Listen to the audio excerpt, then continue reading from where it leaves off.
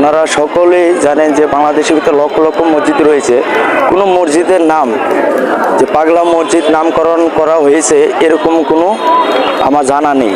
তো প্রিয় দর্শক, চলুন আপনাদেরকে আমি আজকে দেখাতে যাচ্ছি যে সেই পাগলা মসজিদ কত সনে এই পাগলা মসজিদ নির্মাণ হয়েছে এবং কি এই পাগলা মসজিদের নাম দেওয়ার কারণ কি এবং কি পাগলা উনি কে, ওনার পরিচয় আজকে আপনাদেরকে জানিয়ে দেওয়ার চেষ্টা করব। আমরা জমিদার ইসা খাঁর কথা কম বেশ সবাই শুনেছি।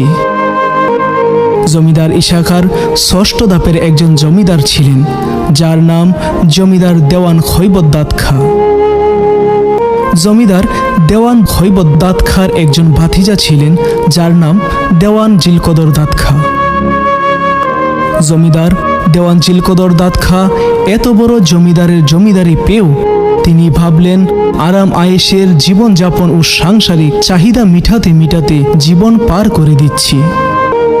যদি হঠাৎ এই ভুবন ছেড়ে চলে যাই, মওলার কাছে কি নিয়ে যাব? সেই ভাবনা থেকেই তিনি ইচ্ছে করলেন এই জমিদারের জীবন আর চাই না, সব কিছু ছেড়ে চলে যাব মওলার সন্ধানে। তাই তিনি জমিদারি ছেড়ে চলে এসেছিলেন হারুয়া কিশোরগঞ্জ, বর্তমানে যেখানে এই পাগলা মসজিদটি অবস্থিত।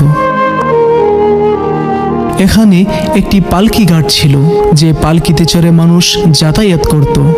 এই পালকি ঘাটের পাশে দেওয়ান জিলকদর দাত খান এসে একটি ভাঙ্গাচোরা ঘর নির্মাণ করেন, যেখানে তিনি নিজেই আজান দিতেন, নিজেই একা একা নামাজ আদায় করতেন। ওনার এই কাজটি অনেকের কাছে হাস্যকর মনে হতো, তাই ওনাকে সবাই পাগল বলে আখ্যায়িত করতেন।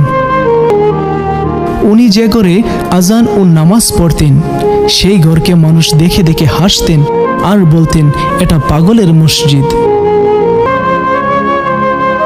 এই পাগল তথা জিলকদর খান দুনিয়া থেকে বিদায় নিয়েছেন প্রায় 250 থেকে 300 বছর পূর্বে। যুগে যুগে এই মসজিদটি বহুবার সংস্কারও হয়েছে, কিন্তু এই পাগলের কথা স্মরণ করে এখনও এই মসজিদের নাম পাগলা মসজিদ বলেই সবাই চিনেন এবং জানেন।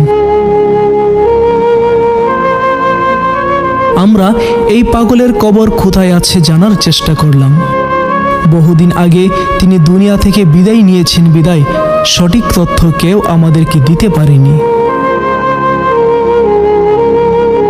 প্রতিদিন বাংলাদেশের বিভিন্ন স্থান থেকে সকল ধর্মাবলম্বী নারী পুরুষ ছুটে আসেন এই মসজিদে মনের দুঃখ কষ্ট নিয়ে।